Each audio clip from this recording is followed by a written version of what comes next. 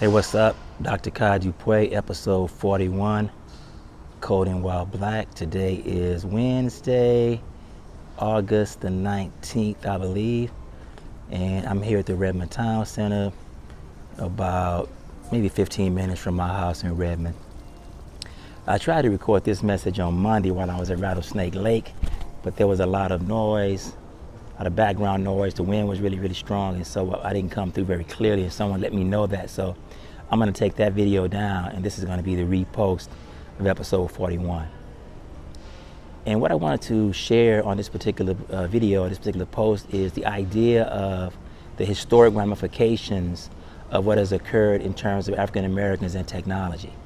You don't hear folks talk about this a lot, but I think it feels like it's a good time during all of the social injustice and racial awareness that is going on right now in terms of systemic racism.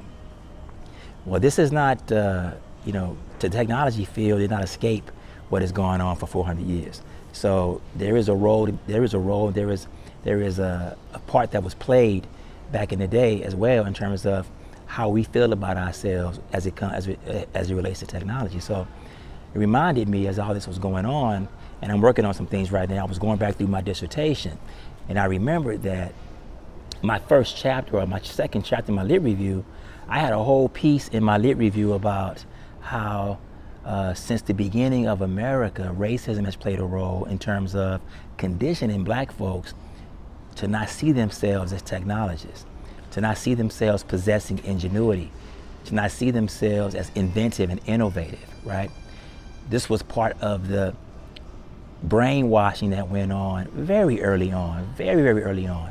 You talk about things like hiding the contributions of black people, the fact that black people were inventing and creating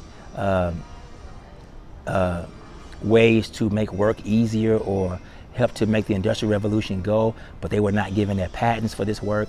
You think about Lewis Latimer as it relates to Thomas Edison. You think about Granville T. Woods as it relates to Alexander Graham Bell and how they took credit for this work. So think about this, right? This has been going on for a long time, this idea that we're not smart enough, we're not intelligent enough to be inventive, to have technical prowess, right? And there's a long history of it. I mean, I documented it in my dissertation. However, when I did that, my dissertation chair said, well, you can't really prove this. There's really no evidence to show this, and so I can't let you include it in the dissertation, in the study, which is true. And I looked, and I could not find evidence. Although I found folks alluding to it, it was just an opinion or an idea, but there has been no study to show that. But I want you to think about it, right? Think about how you've heard over the years, those of you who are football fans, about the black quarterback. The black quarterback doesn't have the intellectual capacity to process information fast enough to play quarterback, right? It's the same kind of thing. Think about the movie Hidden Figures about Katherine Johnson and how they had all these rules in place and women can't do this and women can't do that, let alone black people. And so not only do black people start to feel they're not qualified, don't have the capacity to do those things, other folks who are putting out this propaganda start to feel like they are smarter, right? So although I don't have proof, and I'm going to write about this at some point, although I don't have proof, what I want you to think about is, do you think that's had an effect, right?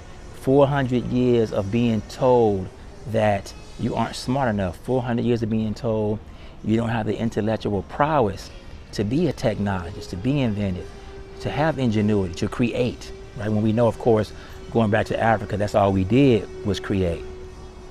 So no, there's no proof, and I did not include it in my study, although I did include a historical piece and I kind of hinted at it.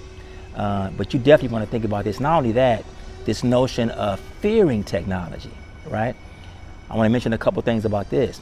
Have we gone through trauma that has caused us fear and distrust of technology?